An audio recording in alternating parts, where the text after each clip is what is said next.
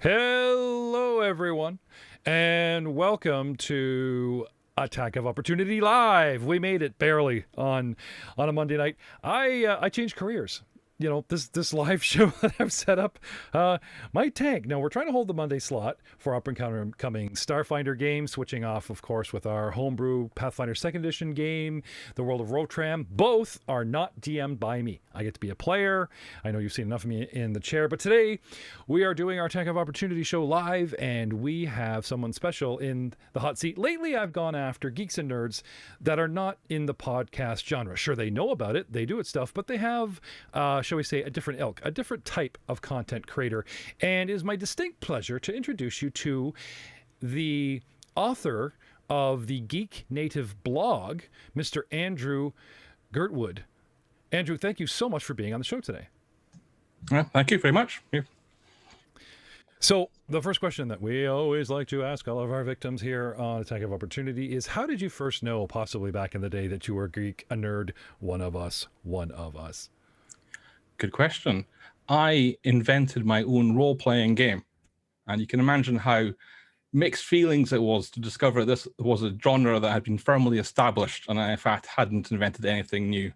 I had taken my Star Wars toys and come up with a D6 system to work out which stormtrooper or which Ewok should win the battle.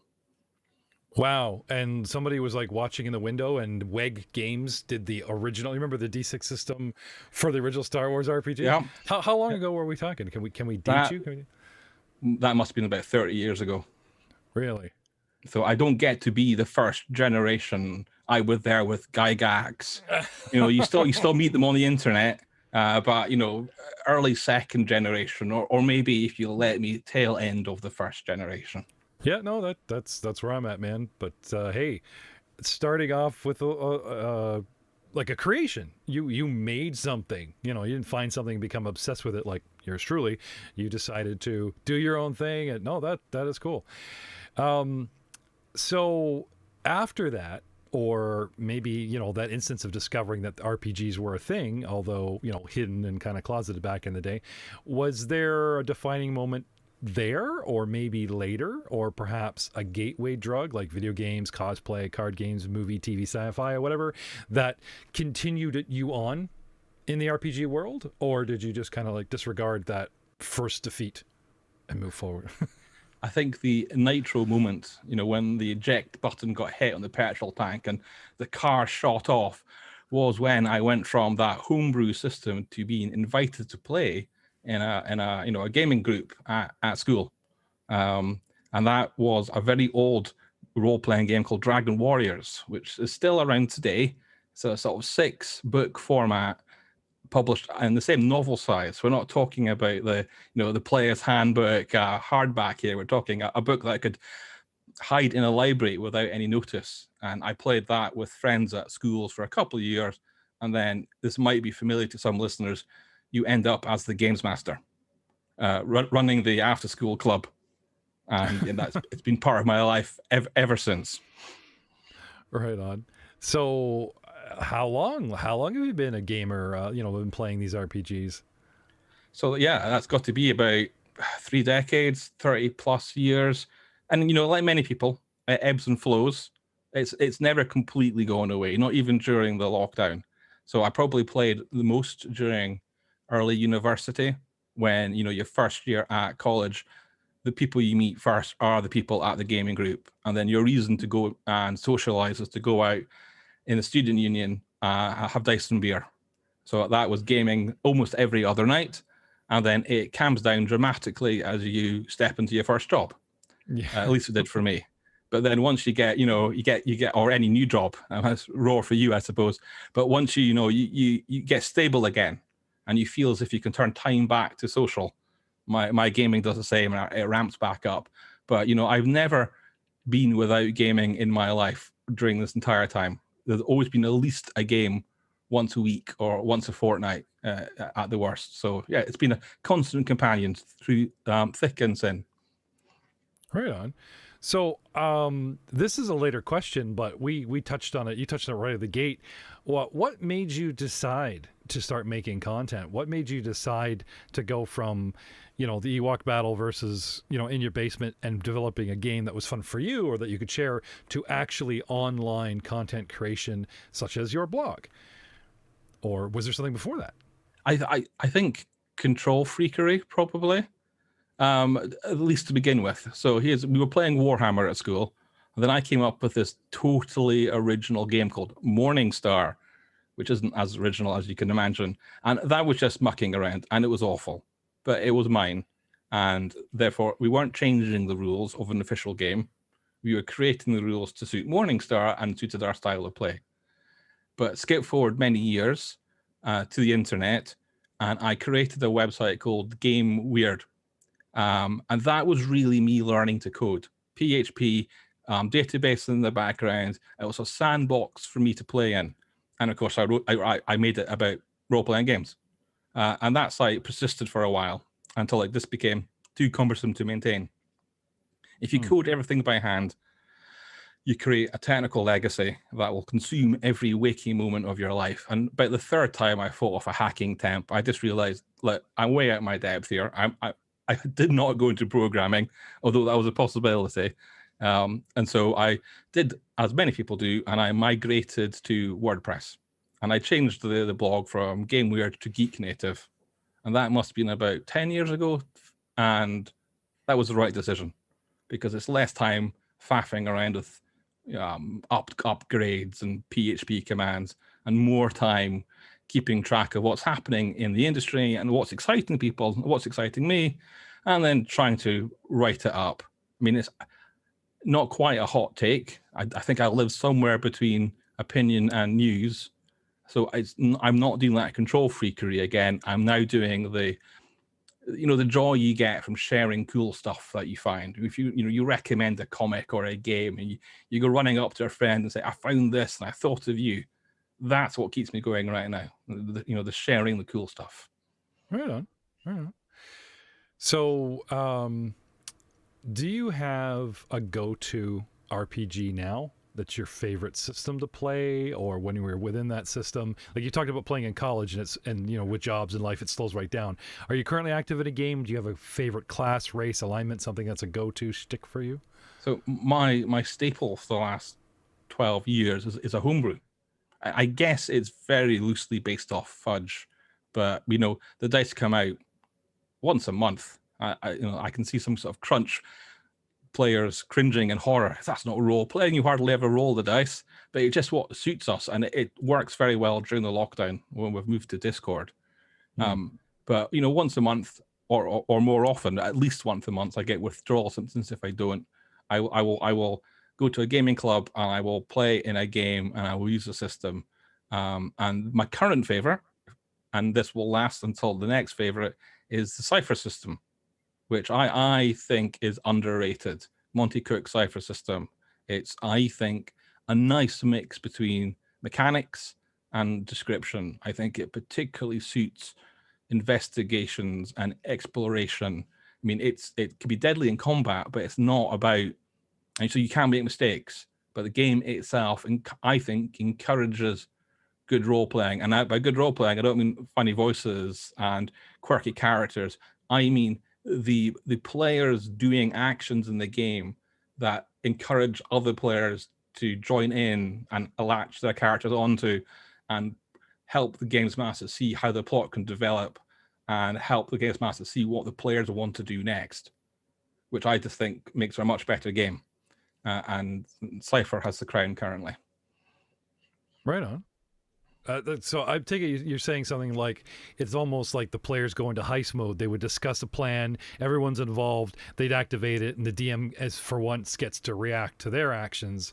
You're saying that the Cypher system maybe feeds into that? Yes, it definitely does. So I mean, character generation is you describe your character with words, just a sentence, but it immediately gives everybody else a flavor for, what that character is likely to do and how they're going to do it.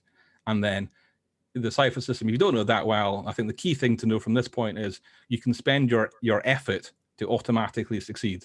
So if a task is important to you, chances are your character can get it done. But of course, you can't blitz your way through every scene doing that because you'll run out of effort. Is that the one that came out recently with Cook's New World with the card based? Or am I thinking of something else? I think most things Monte Cook have done recently has been cipher based. I'm not sure I know the one you mean, but if I was a gambling man, I would say it probably was cipher. I am shaming myself because I am a big Cook fan. I liked all of his stuff that he did back in the day for everyone else, and then went off on his own, and nothing but respect for the man. Do you know him? Can we get him on the show? Your blog or my show? No. But yeah, I saw a bunch of stuff he was releasing to roll20.net, and then I tracked it back to his website and his new world and all the stuff going on. There was something on the fringe about a card system, and you know, get busy, never got back to it. And when you hit on that, I just thought that was a thing. But no, Monte Cook has a lot to show for his career, and he's pushing the envelope in a different direction than where everybody else is going. Something, you know, any geek worth of salt should at least look at. You know, don't get bogged down in one system. Can you tell me possibly about where does the magic happen? Like when you're blogging, when you're like the process, is it in the room we're seeing now? Are you on the road with your phone taking notes, kind of like, oh, this would be a great idea, blah blah blah type of thing? Where's the magic happen, you know, like that kind of thing? Oh, it happens here. Yeah, I mean, if it wasn't lockdown, in Scotland is still in degree of lockdown, I would spend more time at work than I would at home, like most people.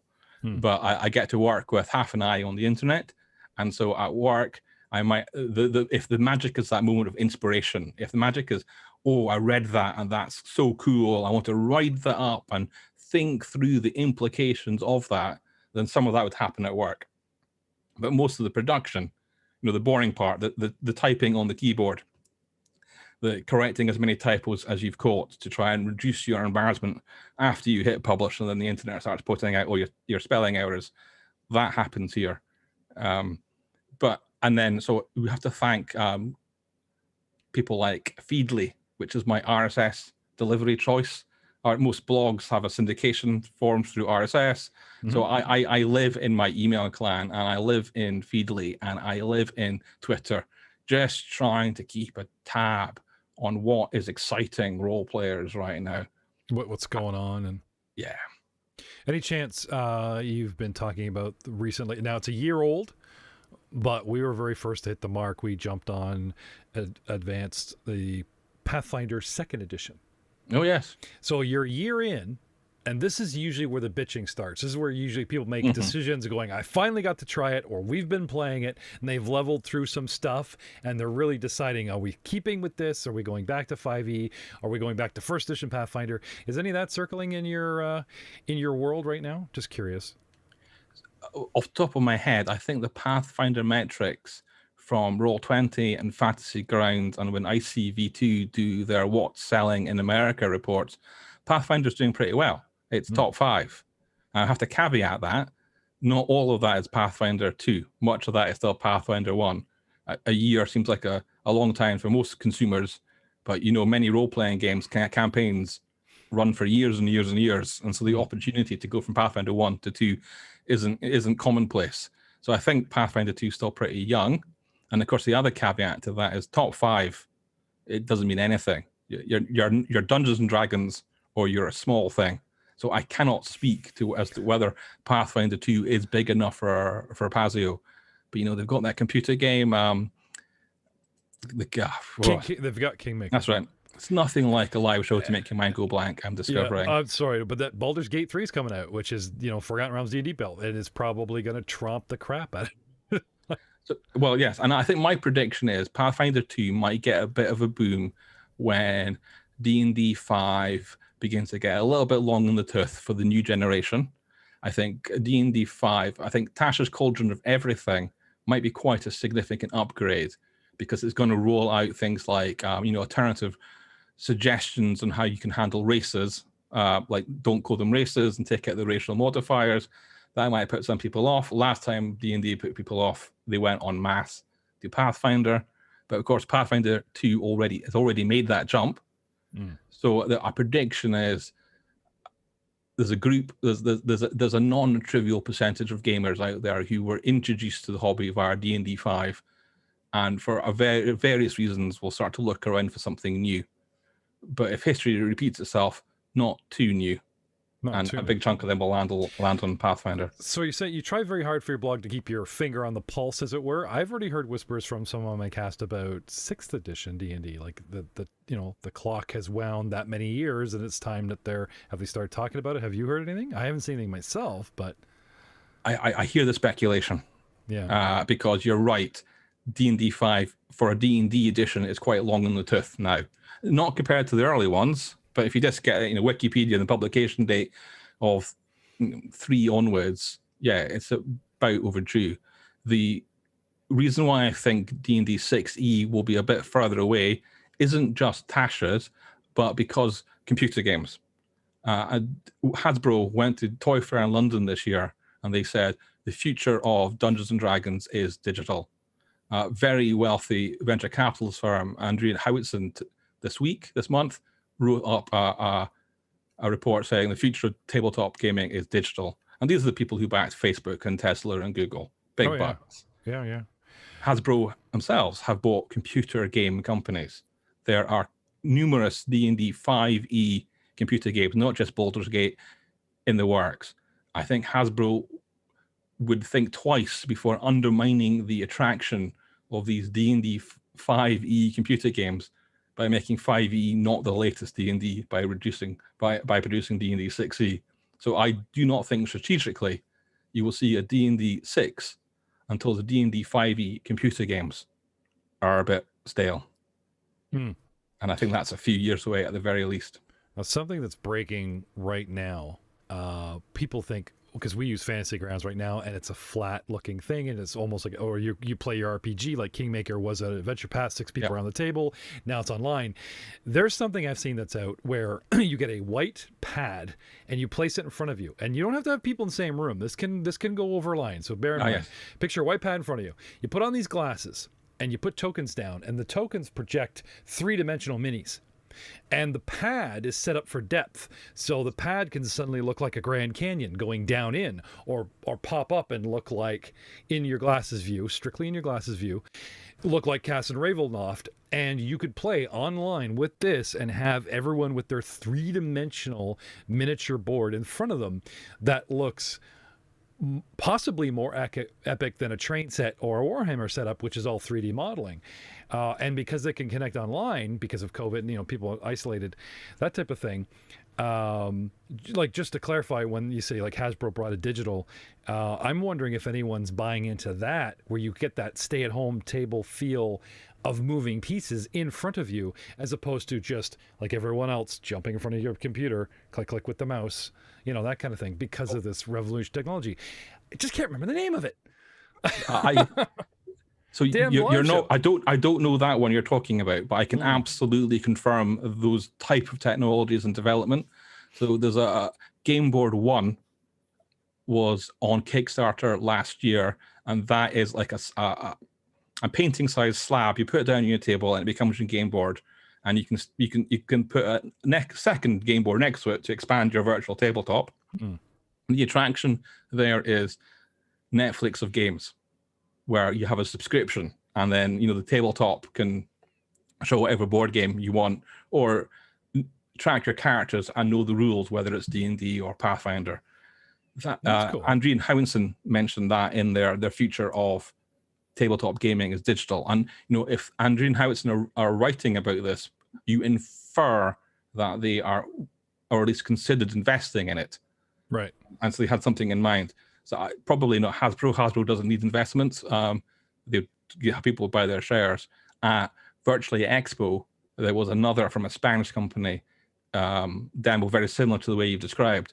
And of course, today, Facebook's virtual reality 2nd generation headsets leaked prematurely when Facebook put it up early. So on the 16th Facebook Connect, we will hear about Facebook's plan for virtual reality. Although I'm aware of what you described as augmented reality, more like Microsoft HoloLens than Facebook's virtual reality. But in those leaked videos, we could see that there were more than just computer games in the Facebook library of virtual interaction. The Netflix logo, for example, is easy to spot. So you don't need a computer to use this new Facebook technology. You can run it off your phone. So you could quite easily imagine a virtual reality, virtual tabletop. And with outdoors not being an option so much and gatherings being prohibited, this is going to push that field. People are going to shift their focus and companies to buy and produce this product far faster than we would have normally encountered, I would believe. But back to grilling you. Okay. How long has your blog been up and running? How long have you been creating content? And is it your first piece? Was there anything before? Like you said, you were talking about Geek Native was what you settled on. How long have you been doing this? Good question. I'm going to have to guess. I think it's about 20 years. So that Teach Myself PHP site, Game Weird, must have been about 20 years ago, because I went to university for a second time, so I must have been around about 20. I did a sandwich course, which, if you're not familiar with, you do academia for 2 years. You then go work in real life, write up what that was like, in conjunction with your employee, and that becomes graded. And then you go back to university for a final year. And in that sandwich year where I had, money, I was getting paid to do this, I spent it on setting up a website. So that was about 20 years ago. And yeah, Game Weird ran for a good few years. So I think Geek Native is at least 10 years old, probably more like 20. Probably more like 12 to 15. So yeah, it's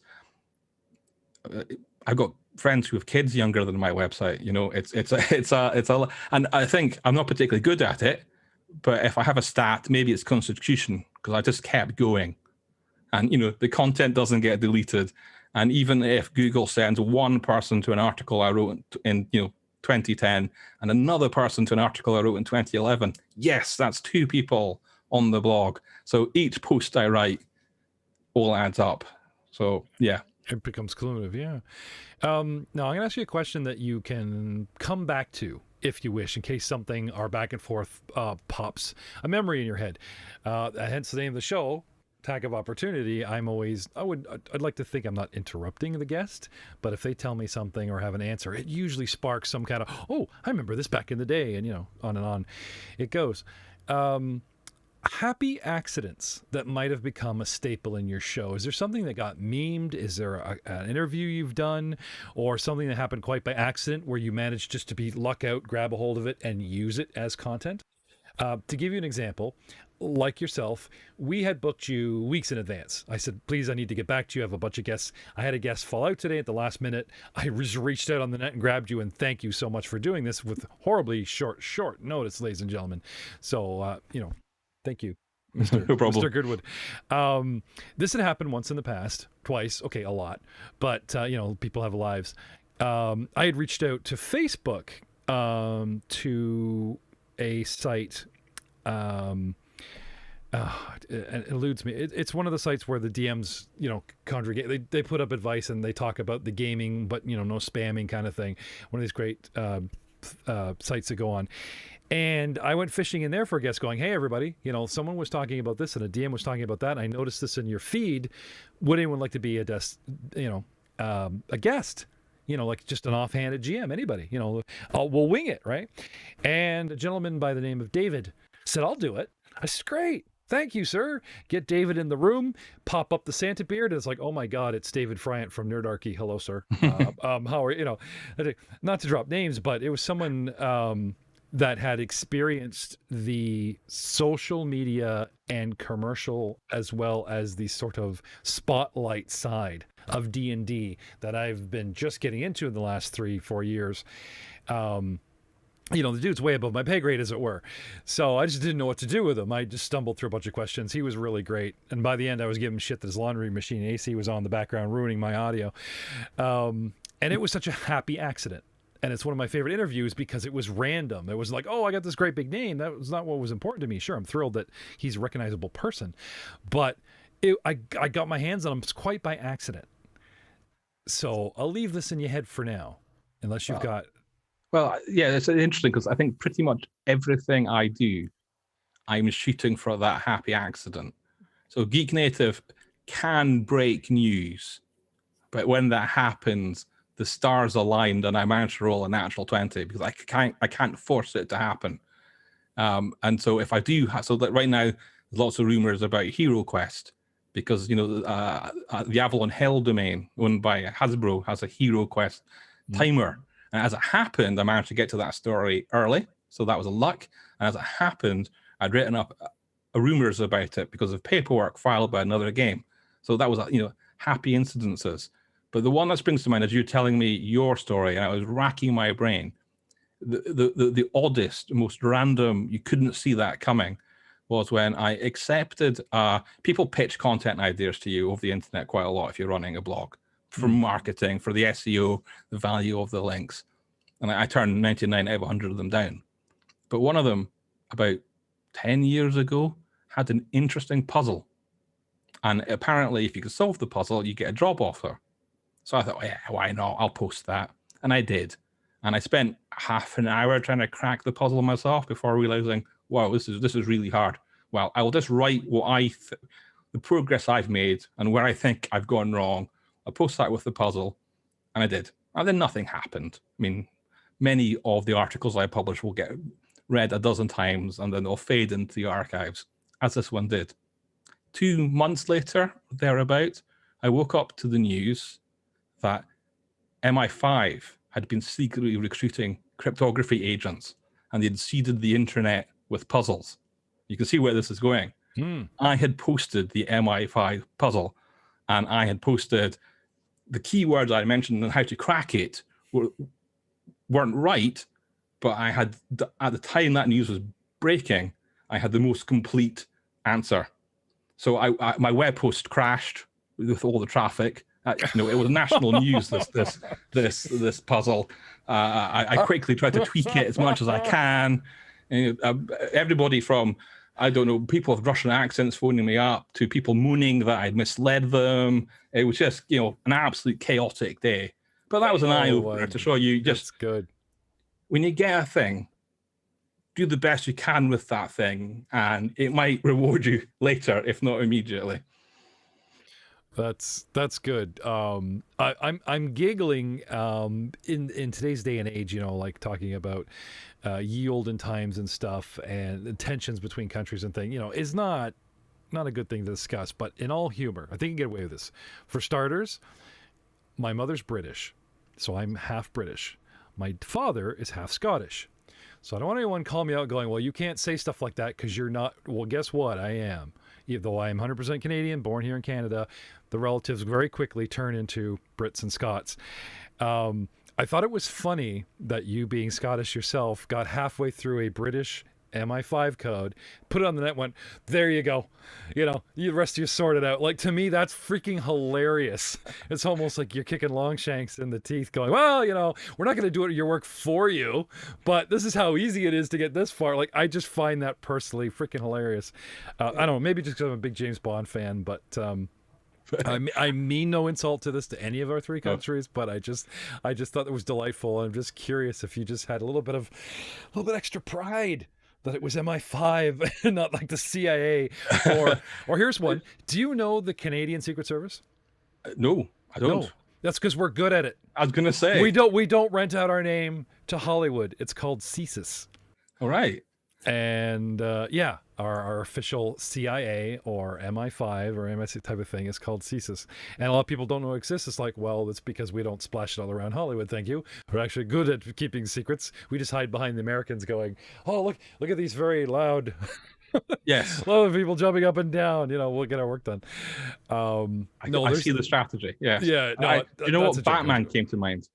So you are the clad in black, hiding in the shadows. Well, a loud thing with a yellow vest is jumping around, being an obvious target in front of you. Possibly. Yeah. I'm thinking just about every country has to have a decent one. Now, there's the spy world of the old world, right? And we're not talking America, Canada. We were colonies. I'm talking the old.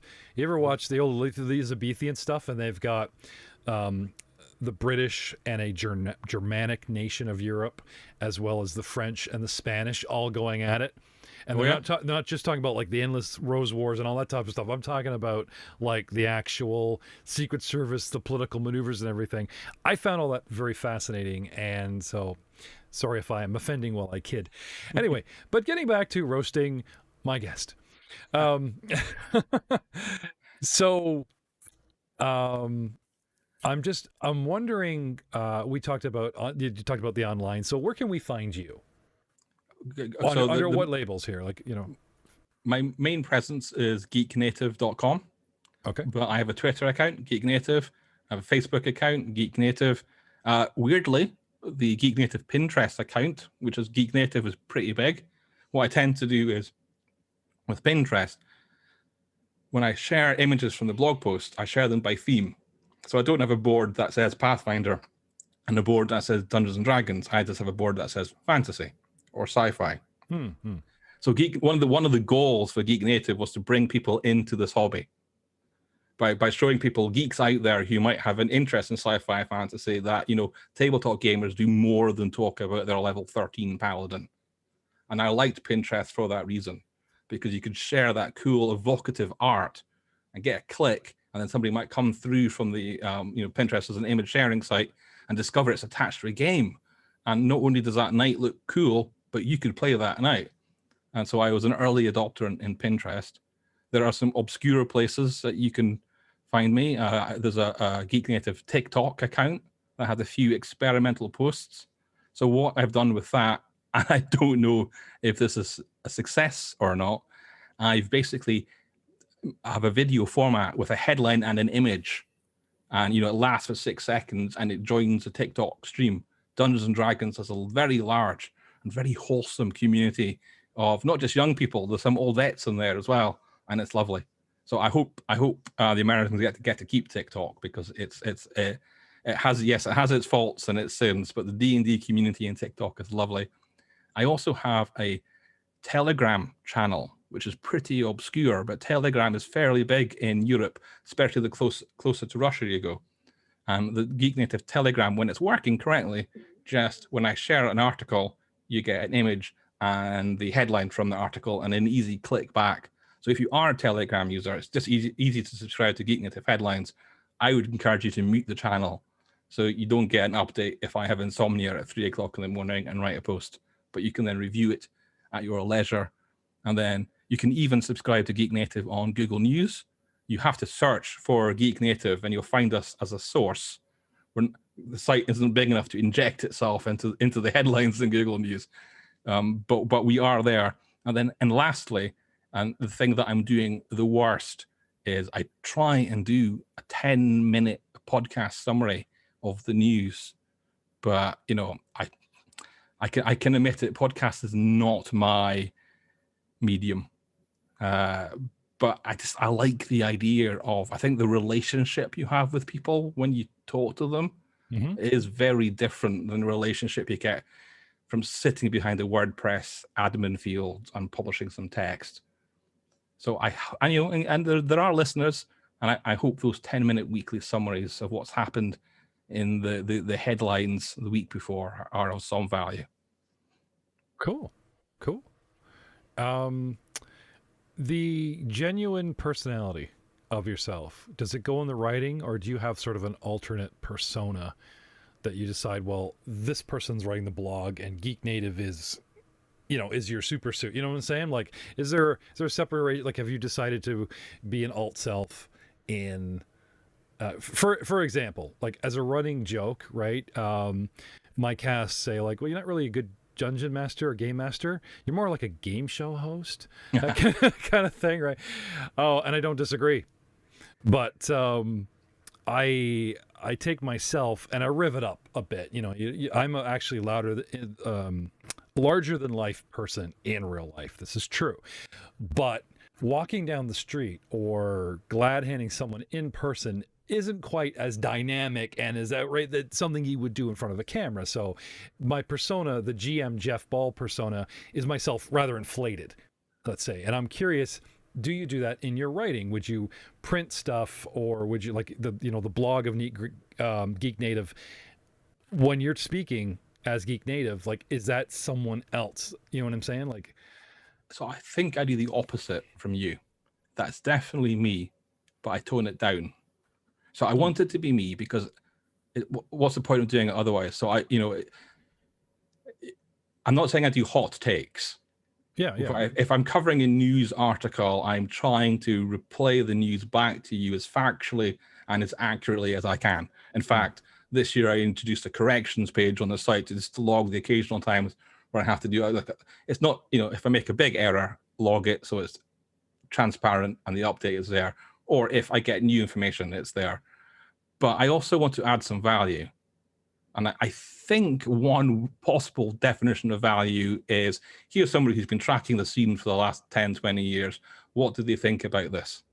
So, like in that HeroQuest story, not just saying, here's a HeroQuest subdomain that Avalon Hill has popped up, but pointing out, do you know what? Wizards of the Coast just lost control of the Avalon Hill brand just last week in the Hasbro reshuffle. And a month before that, Restoration Games filed paperwork for a HeroQuest title. So you get a little bit of my evaluation in there, and therefore with that you get a little bit of my personality. But I absolutely tone the politics down as far as I can stomach, and I tone the sass and the sarcasm down as far as I can get that lever to go, but I can't quite get it off to zero. No, that's interesting. Like I said, I try to stay away from opinions, but I have this sort of personal creed of comedy for comedy's sake. So if I'm leaning into a joke or someone's making fun, I just play up to it. It doesn't mean that's my personal opinion on something. I mean, we try to stay away from being offensive, but saying we actually, open the sluice gate where you're dialing it back. And I respect that, because in writing, people will take you far more seriously than somebody just kind of blah, blah, blah, blah, blah, jazz hands, the way we roll, that kind of thing. It's in print. And even though you can say something and you're stuck up there being exposed forever on the internet, in print still has a respectable, people expect it just to be true, expect it, like you have that responsibility. So no, I get it. You got to tone it down. But I got to say, like, you in person, not what I expected. No, but a happy surprise. A happy surprise. You're talking about things you've seen. You're talking about obviously your thoughts about things, and what you're excited about is coming through about what you're mentioning in the interview, that kind of thing. No. Happily surprised. Do you have any merchandise? Like, I saw your logo, which I actually like. Do you have merchandise? T-shirts, that kind of thing going on. Like, any merchandise out there for fans, and where can we find it? That's a good question. I should have plugged that when I was listing all the places you can find Geek Native. I have a Redbubble store. So, Google Redbubble Geek Native, or if you're on the blog, it's the shop link. And I need to do a blog post about all the publishers out there who have a Redbubble store or equivalent, because I think it's a no-brainer. The amount of money role-playing publishers spend in art must be formidable. Absolutely formidable. And yeah, it makes the books much better, but what if you can turn that art, and I hope you pay the artist as much as you can afford. What if you can turn that into sort of an evergreen trickle of income? Does that goblin look cool on a t-shirt? Or if it's a Mighty Vista, Redbubble, you can get it turned into a jigsaw these days. Use cool. That art as often as you can. So I think everybody should have a Redbubble store or equivalent. I'm not, sponsored by Redbubble. Others exist. Don't feel bad. You like Redbubble, use it. I have a lot of people going, are you sponsored? Because you keep going on about this microphone, or keep going on. No, it's like, in my experience, I'm really jazzed about my. Here's an example. Okay, I think the first time my cast called me on this is I got a dice tower. Oh yeah. And they were oh my god, $50, but I want this thing. It's a castle. Ooh, this, my wife's like, no. So for like $10, £5, this sort of press wood put together, but it's like, not that it's cheap, it actually is sturdy. It's made by Warworld, that gets the job done, and I've been using it for a couple seasons now. So I was on about it. Hey guys, look at this, I love this thing, type of thing. I'm not sponsored by them. You're just you believe in a product and you really like it, you've tested it, why not mention it? You're not trying to sell it for the audience to buy for them. You're like, hey world, or hey friends, I like this, check it out. That's it. And it's actually a really relevant topic to gamers right now. So if you visit Geek Native, the first time you visit, you'll get a big banner across the top of the site that says, please use your browser to accept cookies. And I'm aware that is the spirit of the law, but not the letter of the European law. European law insists that my website manages your cookies, but I can't figure out how to do that. And we won't get any more technical than that. But that banner also says Geek Native uses affiliate links. And every article I write, you'll have a reminder at the top of that page that there might be affiliate links in this post. And I have to use the word might because I use technology to say, well, somebody's just clicked on that link. I'm going to have the technology looks to see whether I can get a commission off it. And if I can, that technology kicks in. And of course, it depends. If you're in the UK, we don't have the same bookstores as you do in Canada or the US. So I have no control over that. But I want to disclose that I might be getting commission. And then the same is important. We've seen some YouTubers from the world of computer games quite shamelessly promote things without disclosing that they have a relationship there. And I can't think of much worse thing to do to your audience than to, mix up editorial with advertorial, if you want to use that phrase. Yeah, no, I follow you. And do you know what? And it's hard to make money off gamers because we're really savvy and sophisticated and a bit cynical. We don't rush out and buy the new things straight away. And those affiliate links I have don't get clicked a lot. But that's fine. But what gamers are really good at doing is spotting those adverts that are not appropriately disclosed. You cannot run a blog like Geek Native and think you can pull the wool over your audience's eyes. No way. Gamers are too smart for that. We solve puzzles for a hobby. Well, Yeah. not at the MI5 level, as it turns out, but we solve puzzles as a hobby. They will notice. And there are maybe, I won't name them, there's maybe a handful of sinners in the role-playing blog world who do this and who think they're getting away with it. But I'm really pleased to say that 99.9% of us don't do that. We're super ethical. And that's just maybe a take on the hobby that people don't have very often. Just how wholesome, I'm using the word wholesome a lot today, just how wholesome the blogging community is. The truth will out, I believe, is the phrase across the pond. Yeah. So let's talk about your latest project. Have you got anything in the works right now that you're very excited about, or that's just on the horizon, that maybe a sneak peek or anything you can talk to us about for yourself, for your blog, a change, a new one? I've come to the conclusion that I should probably do a table of all the virtual tabletops out there because they keep on popping up, and not in a non-trivial way, in a really impressive way. So there's newbies like Foundry, which I think's got some traction, where you buy it once and it's yours. None of the subscription model. But on the other side, you've got to provide the hosting infrastructure yourself. There's Taresk, which is designed to be done without your keyboard or mouse. So maybe it's that big screen we're talking about when you've just got your hand movement. And Battle Map, it was spelled with 2 P's, which is all about that close scene. And what Battle Map did recently is they procedurally generated a whole host of battle maps. And I'm not saying they're as good as the hand-drawn cartography that you can sponsor on Patreon or buy. But if you needed, a playing field collection of battle maps, a whole empire turned into a hex crawl, that's the way to do it, because it was pretty good. So I think maybe a summary of those contenders. But if I do that, I feel the urge, the responsibility to at least keep it as up to date as I can. And that might be a bit of a task. I use my Patreon, which is very small but exists, to ask people what I should do. So I've made a couple of random generators, and things like the prophecy generator was a sleeper hit. People like the prophecies that spits out. And my patrons have asked that I do a background generator for NPCs. So what I've done is plan it out very long term. So I've done a secret society generator because I think some of the NPCs in the NPC generator will belong to a secret society. And I've done a tavern generator because I think some of the NPCs in the NPC generator will be working for or will have worked for a tavern. And I think I will get to and this NPC generator, for these minor NPCs that as a GM you've not thought up, but you've picked the characters up with a handy passing traveler on his wagon, and they're the PC is lying in the back tending the wounds, and somebody, probably the bard, strikes up a conversation with this ad hoc NPC, and all of a sudden you need his background, his life story. That's the characters I'm targeting for in this NPC generator. So I think I will do a whole string of little generators to get us to the point where I can randomly generate an NPC, or 12 for you on a click of a button. I anticipate that'll take about 5 to 20 years. Have you heard of the Saga experience? Yes, but I've not followed that up.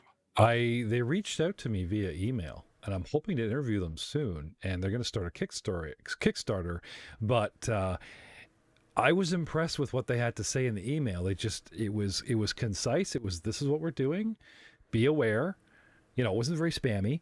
And they had a link, and it's like, if you're interested, come to our Discord. So I went to their Discord, and I read, and they basically blogged it out. This is what we're about. And I read through that going, this sounds really, really good. It's taking something like Roll20 Fantasy Grounds and just adding some stuff as if they were listening to all the players bitching at GMs playing, going, I wish it did this. I wish our current did this, that type of thing. Now, it's no secret that several of my shows are sponsored recently by Fantasy Grounds, and we are using that platform. But it's not like we're having an inclusive deal. A sponsor could be something as simple as they said, here's a couple books on our format since you've bought everything else. And, there you go. People think sponsorship like, oh, he's rolling in money. No, they just kind of gave you free shit that's no cost to them, especially if it's virtual, digital. Yeah. And we're like, yeah, go sponsor. Thank you. You saved us money, right? Yeah. Something I've been learning quickly, sponsor does not mean like you're an athlete on a Wheaties box. No, sadly not. No, it does not. But what made me think of it was not just to plug Saga because they reached out to me, but you were just talking about all these other platforms that people should, shop around. Sure, the people kind of go like a top 10. And you can really gyp yourself out of a hidden gem if you ask the internet what the internet thinks of the top 10 platforms. Sure, they might be the longest, the most money behind it, or the most Google space that they've engulfed, and that gets them to the top of the list. Does not mean it's the best. Does not mean it's the best for you. A perfectly good example is Sirenscape is a musical. Yep. And right, I haven't touched it. I'm a strictly tabletop audio guy. And not just because he was my guest, because I got used to it. I love it. I love how the guy rolls. And then Arcane Anthems, another one came along. And yeah, I interviewed that guy. Like I said, it's not because I can't get my hands on this guy for an interview. I played around with the demo, and I found it cumbersome. And I just found the way some of these other guys like Tabletop Audio, Arcane Anthems, and a bunch more do theirs, and are trying. They're the underdog now. They're trying so hard to just be noticed, going, hey, we're here. Yeah. And some of these guys got to be free and rely on their patrons. And it's like, why pay for a subscription to feed the machine when my preference is here and I can help this guy? You know what I mean? So without even being asked, not that they're a sponsor, because they don't have money to give, I use these guys, and I'm like, I love using this stuff. Yeah. Hopefully someone notices. And like yourself, there's just other things out there that maybe aren't as big, maybe aren't as good, but that does not mean they're not worth your time, and you could find them being your personal preference. So we're talking about your blog. We're talking about the fantasy world. An off-topic question. You do not have to answer these, sir. Okay. What do you do for a living? Because I find it fascinating. The mold, to break the mold. Not all geeks are IT techs. I've talked to lawyers, ditch diggers, doctors, you name it. There's a lot of surprising people now in the geeky world, and what they do to put food on the table until they can, their geeky obsession, can pay for things. A lot of us are not there yet. I'm not sure how much I break the mold. I work for, I suppose you call it, a marketing agency. Yeah. I mean, I began purely geek websites on the internet. What do you need to do to make Google like that website? But that became important to businesses. And so we got bought by marketing firms. And then I left because I don't want to work for a giant marketing firm. But the skills that I have were similar. So I found an agency where I live locally with really fantastic talent, working with people I respect. So yes, I suppose I do marketing. And we have part of the agency that does advertising as well. But we are big enough that we don't have to work with sleazeballs. In fact, we've fired clients, we've declined business because we just thought, yuck. And we get to work with a lot of charities and a lot of health. So, small plug, Scotland this week last week, it's Monday, isn't it? Launched our COVID track and protect app. So it's completely anonymous. You just need to turn your Bluetooth on, and you need to have a relatively up-to-date iOS or Android because it uses the Apple Google framework. Turn your Bluetooth on, it emits a completely randomized secure code that other phones using the app can pick up. And the only thing it logs is it doesn't even know your location. It just knows you are in proximity to another phone transmitting these codes. And if you then, unfortunate enough to get a COVID diagnosis, you get a unique code to put into your phone, and then people that you've been in contact with for you were within 2 meters for 15 minutes or more, they will get an alert on their phone to say you've been potentially exposed to somebody with COVID. Yeah. And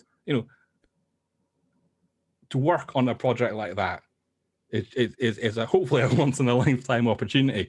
But we were pulling all-nighters, weekends, and it was totally worth it. Just the buzz. So I've talked about the buzz of sharing a cool role-playing tool that I discovered on. But the buzz of doing a big charity project or something like that. It's hard to beat. So I work in marketing, but I still manage to make myself feel good anyway.